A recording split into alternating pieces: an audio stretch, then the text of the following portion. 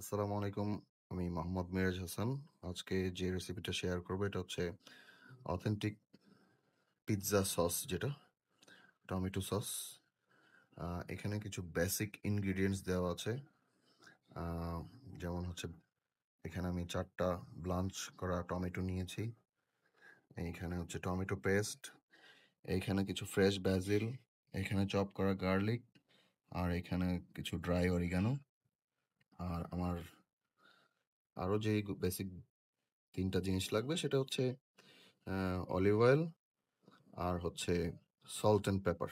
So দেখতে থাকুন, আশা করি ভালো লাগবে।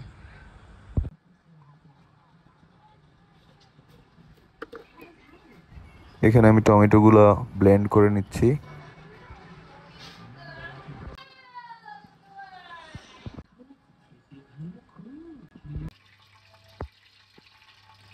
এখানে দিয়ে দিলাম চপড গার্লিক।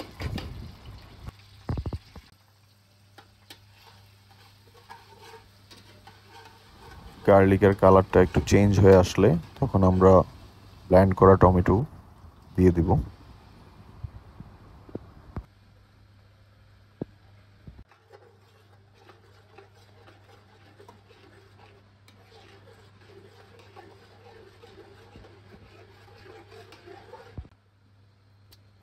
এখন দিয়ে দিলাম টমেটো পেস্ট।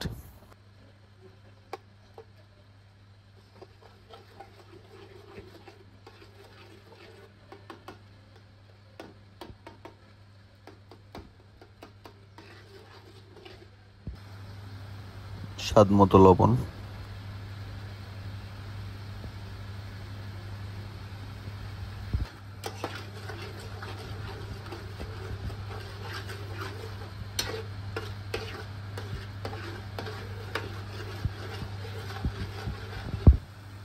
এখন যাচ্ছে ড্রাই অরিগানো।